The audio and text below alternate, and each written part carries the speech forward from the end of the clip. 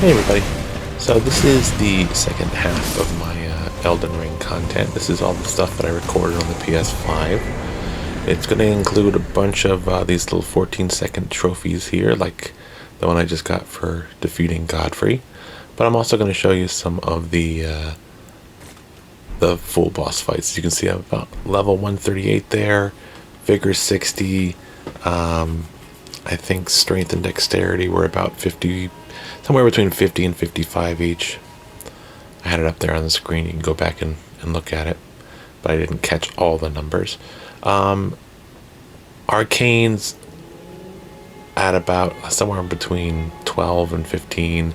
I think Faith was probably a bit higher than that, just enough so I could use certain spells.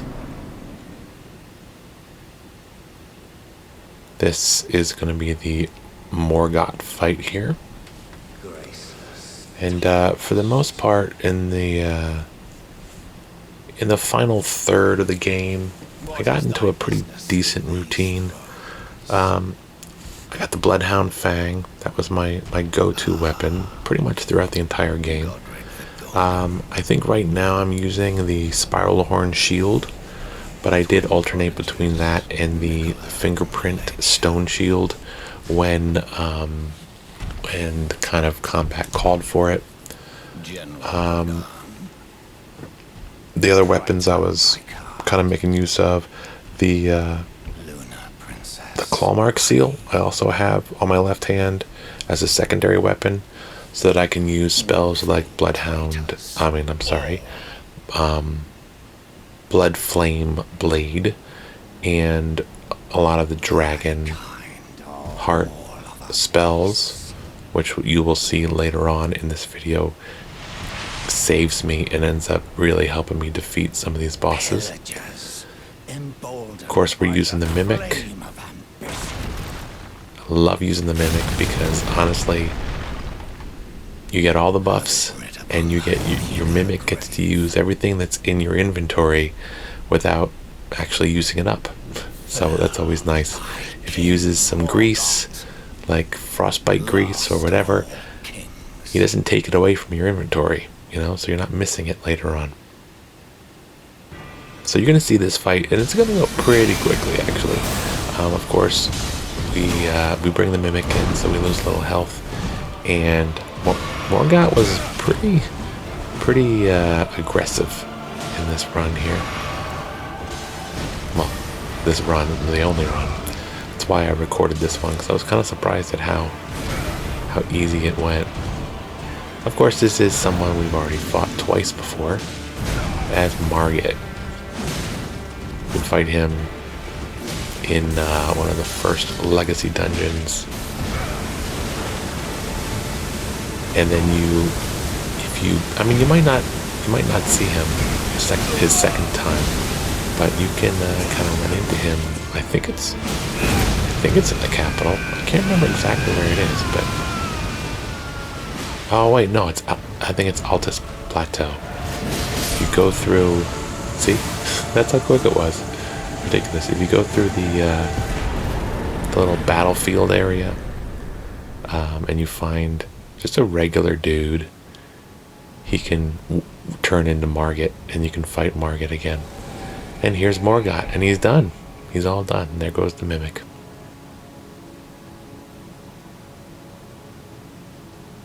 So we're going to be looking at a couple of the fights, but we're also going to look at a bunch of just the random trophies. Here's Mog the Omen. This is the one that you fight in the catacomb. I used the little special item that helps kind of hold him down for that one. Here's Rykard. Obviously you get the nice trick weapon, and if you have enough FP and you know how to use that weapon, you can finish that fight pretty quickly. Was not difficult at all. Here is the final sorcery, I think, because it's a blue one, isn't it? Yeah. So I think that's a sorcery, because incantations are yellow with the faith, sorceries are blue for the intelligence. This one, Commander Nile, this was actually a really easy fight because there's a trick to it. There is a plant that you can feed to his little minions, and they'll fight each other instead of fighting you. Fire giant, I had to go through the fire giant a couple times, but there's some really neat ways to do that fight, but you certainly don't want to do it too early. I mean, you can't really do it too early. And here's the full Mog fight in the Mogwin Empire, a place I visited very often. I didn't do a ton of grinding, but when I lost a certain amount of runes, like 100,000 plus, I would go to Mogwin and I would just shoot a couple birds and let them walk off their little area and give me a nice chunk of runes so that I could feel like I never missed him. Here's the Dragon Lord Placidus Axe, or however you say it. That right there, okay, so that was the only boss fight I actually had to cheese. And I could talk about it, but I can't, because, look, it's gone. It's already gone, so you'll have to wait for another video to talk about that one. Or maybe I'll bring it up in the next one. Blasphemous Claw, you get that from this invader. That Blasphemous Claw is something you can use for a boss fight that's going to come up later. There's Loretta, who's at the end of the Mikola's Halig tree, I think. Is it Mikola's or was it America? I can't remember. There's our final Spirit Ash. Again, some of these, you know, this is my first content I'm making, the first game I played in the PS5. So, you know, all this new little 15-second trophy videos. It's I'm just excited to use the platform, you know. Okay, so I think you know what we're going to do here, and I actually have to make sure that I know who it is. I think it's Melania. It should be Melania. As you can tell, I didn't really prepare. Truth is, I've watched this video a couple times before making. Yes, it is Melania. Okay, so Melania was really kind of set up from, you know, the folklore on Melania is that a fight is nearly impossible, and you gotta get other people to come help you defeat her. Well, with the Mimic, I found that if the first half went well enough, we could just whack her until she loses all her health. Now, of course, the thing about Melania, and the most frustrating thing about her, is that you could have her down to 1 hit point left in her life, and if she pulls a move like that cyclone of blades, she'll get half of her health back. You know, what stinks is when she hits you, she gets her health back, and it's very frustrating. You can get her to a point where you basically have her on the ropes, and she could really rise above and win against you because of that, taking your life away while getting her life back. So for the second phase, we pull out the crossbow, we do a little ranged battle. Of course, my Mimic is distracting her, and in this one, I think I only have the one clip. I mean, I will be perfectly honest with you, of course I died to Melania 100 times. Well, not 100 times, but I never found it frustrating. So what we did was we did some rot there, we did some frostbite, we're going to use the blood flame blade, and we're going to whack at her. I think, maybe I'm incorrect, maybe I do die once against her. No, it looks like we're doing pretty good. Oh, wait a minute. There we go, I do die. Okay. So yeah, those moves. And in her second phase, man, she has got some really dynamite moves. She's got some crazy good moves. And so I didn't really have too many issues with the first phase. It really was the second phase. It was some of the tricks she would pull out, and sometimes my Mimic would be gone by the end of the fight. Sometimes she would come after me. She would send out the 3 kind of clones of hers that come out in different directions. But it was usually that kind of cyclone of blades that she does in her second phase that would really take me out. It wasn't really the rot that would get me, because I would try to stay away as much as possible. So what I decide to do here is fight fire with fire, and I decide to use more rot breath than frostbite, I think. Dragon ice. But I think we go for like a double rot here. I really found that the rot breath really helped later on in the game. Again, we're using the spiral horn shield, good for parrying magic. You can kind of use it to parry a magic spell coming for you, and then you can use that magic spell against the enemy.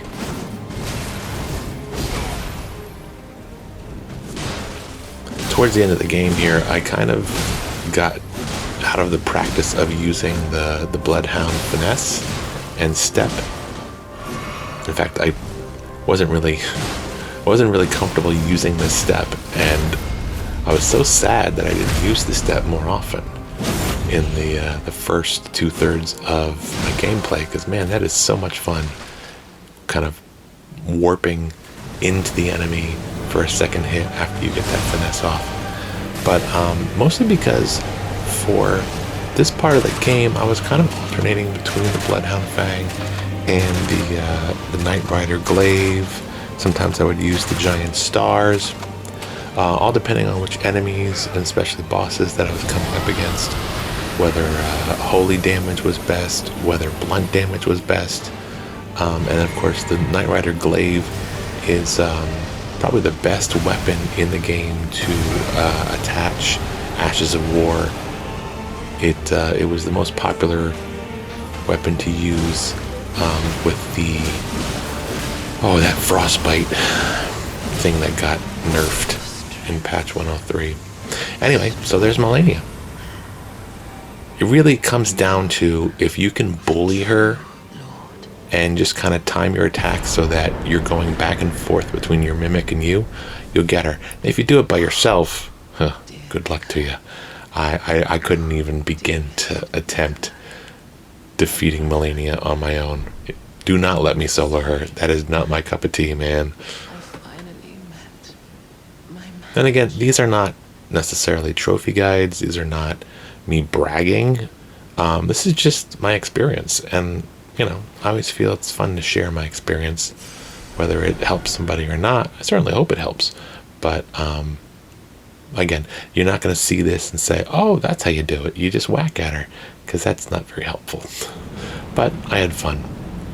So throughout the game, and again, I put 170 hours into this game. I said that in the last video, but I'm saying it now. In this game, the only 3 enemies I did not fight are that dude that we just ran past, and the Erd Tree, the Erd Trees, I don't know, whatever they're called, I can't think of the name. The 2 Erd Trees in Haligtree. The only 2 I couldn't defeat. Something about them, they were filled with scarlet rot, and they were in areas, and I couldn't bring my mimic into the fight, so I was already kind of feeling like I was powerless. But yeah, there's the only 3 kind of mini boss, almost regular enemy fights that I just said, you know what, it's not worth it. I didn't need what they gave me for defeating them. I got every collectible that was around them, and ran past them, and it was fine. And this fight, every time I would have to do it, I might have to do it a couple times. You're going to see me lose at least once in this video here against our friend who loved eating up the death root. Someone we've been visiting throughout the game. Of course, there is some great lore with Malekith, the Black Blade. So this enemy is supposed to be America's shadow. Basically, like Glaive was for Ronnie, this guy was for the kind of mother of all these gods and demigods. Well, not all of them. There's like two families, I guess. Either way, but this second phase and the red kind of wave that he sends out, the black blade itself, I really did struggle to figure out how to deal with this. Now, this is where you can use that that item that we got in a previous trophy video. Yeah, so you can see I didn't do too well here. I mean, I got him pretty close. Well, my mimic got him pretty close. I pretty much stayed away. But the mimic's dead too. But that geez, Beast Claw, I can't remember what it's called. That item that we got in a previous trophy video that was in this series of clips. If you use that kind of pointy thing and you use it right when you're about to parry that blade coming to you, you can actually make Malekith stagger and kind of take him over and hopefully win the fight. But I never got the hang of it, so I just kind of let my mimic do a lot of the work, and as you can see, I almost got damaged there. Actually, I guess I didn't. That was me pulling out the mimic and then the beast clergyman hitting me. But yeah, I never really got the hang of it, so I let the mimic do a lot of the work. And here, I think I do a double rot towards the end that really gets the job done.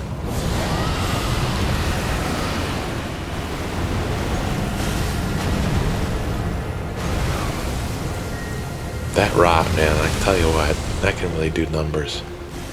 A lot of great buffs, a lot of great options here on how to damage. You know, this game has poison, but poison doesn't do much. They even have enemies that inflict poison, and the way you hurt them, I mean, there's other ways to hurt them, but the way you can hurt them is by healing and letting them receive some of that heal. Oof, that was quite a hit. So that attack, it lowers your health bar and it gives you damage over time. So then you have to pay attention and make sure that you're not losing all your health, because it can really make it go quick.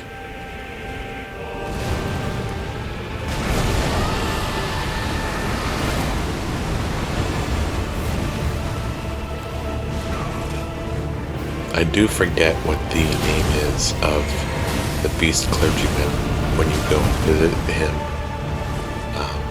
after D sends you over there, but that was another one that I really struggled with. The little fight that you have to do against him, it's kind of a mini fight, because you don't destroy him, you don't beat him, but I was just not ready for that level of attack from him. Those little beast claws that he sends out.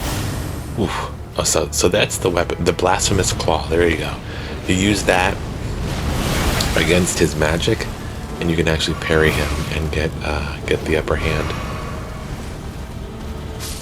I mean, I showed it. I didn't show you how to use it, but at least I showed the effect. And there we go. The mimic does all the work. All hail the mimic. I used Tish for a couple of the final fights. The weird thing was with Tish, I didn't have my intelligence or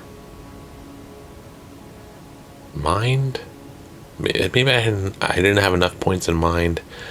For some reason, there was times where I could not summon Tish And I wasn't a fan of using the rune arcs. I had about probably 30 plus rune arcs in my collection, and it seemed like every time I would use a rune arc, I would die almost instantly.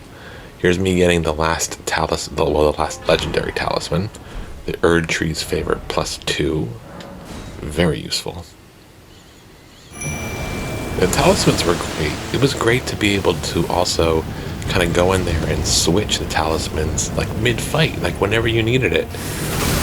I was particularly fond of the talisman that kind of gives you healing over time. I found that to be very useful in areas where, you know, there was scarlet rot, or in catacombs where you would come up against a few enemies that would kind of just be a little over the level that you were prepared to deal with, but still would be fun to go in there and do that. And just take your time, you know. You take your time, you get your health back over time, and you don't have too much to worry about. You don't have to constantly heal. Here we are fighting Gideon. I thought this was just another trophy video, but it is the full Gideon fight. The thing about Gideon, very interesting. You give him all that information about the bosses, and he learns through your, through your tales, through your stories.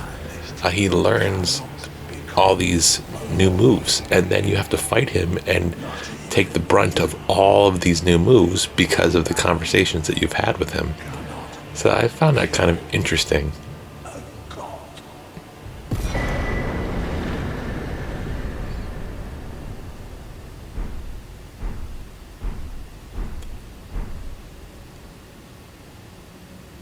I'm not sure if you don't visit him enough to get all of his gifts and to have all the conversations, if you have to do this fight. And I don't even think you have to do this fight. I don't remember if this is optional or if this was something you have to do, because it's kind of an invasion. Oh, and here's a grace. Yeah, you probably have to do it. So you maybe make it easier on yourself by never talking to him in the round table. I don't know. So, heading into the next boss fight, you can summon, oh jeez, her name, Nefeli. You can summon Nefeli. I didn't bother seeing if Nefeli was useful. This was, I guess this is my first attempt at the fight, and it was successful. Maybe it wasn't. I don't remember. Again, I did not prepare. Sorry about that. But what a great cutscene, huh?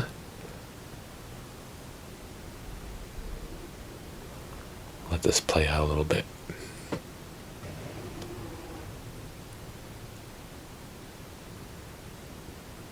Long and hard didst thou fight, tarnished warrior, spurned by the grace of gold.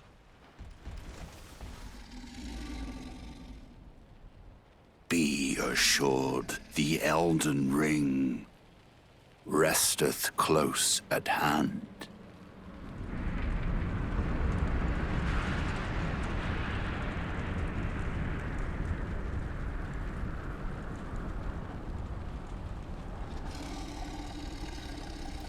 Alas, I am returned.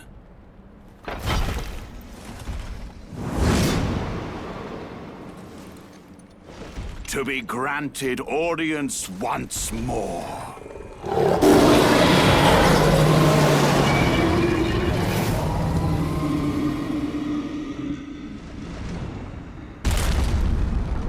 Upon my name as Godfrey, the first Elden Lord.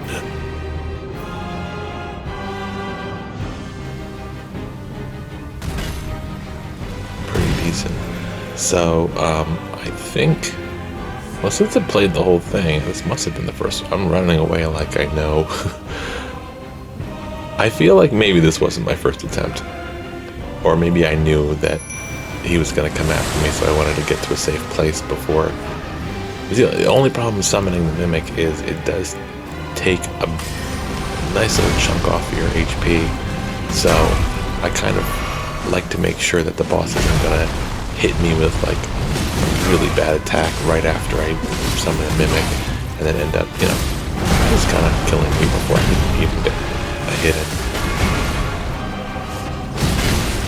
Of course, Godfrey's weapon is one of the better rewards that you can get from the remembrances. For the most part, I didn't really make use of a lot of the items you could get with the remembrances, and you can see, I mean, that was really quick that we moved on to phase 2.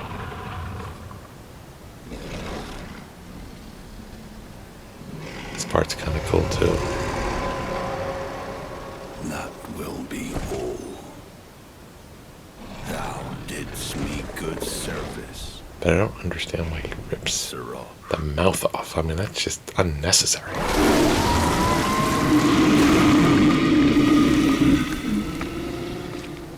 I guess he's just removing them.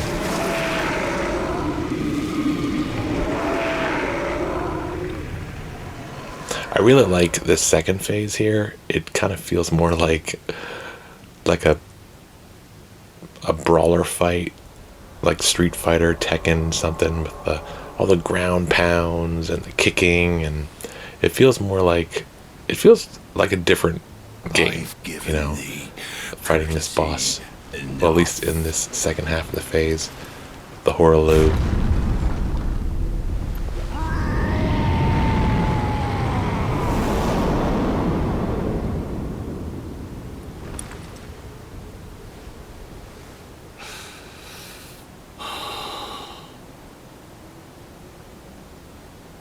Now I fight as Horaloo.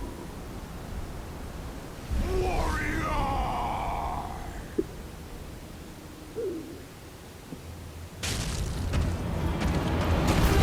So he's got some grabs, he's got some ground pounds, lifts the earth.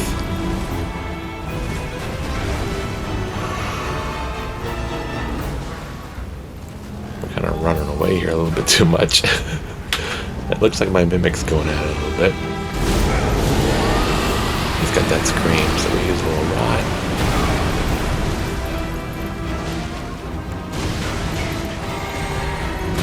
That rot's kind of bringing his health down a bit. Another rot.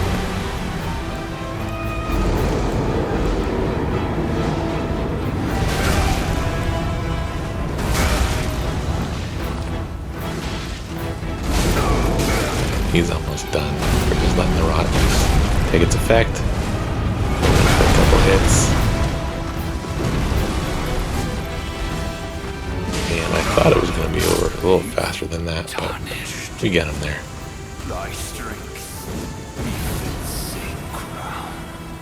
Again, nothing to brag about. Mimic did most of the work, but hey, it's done, you know? And a nice chunk of change in the end.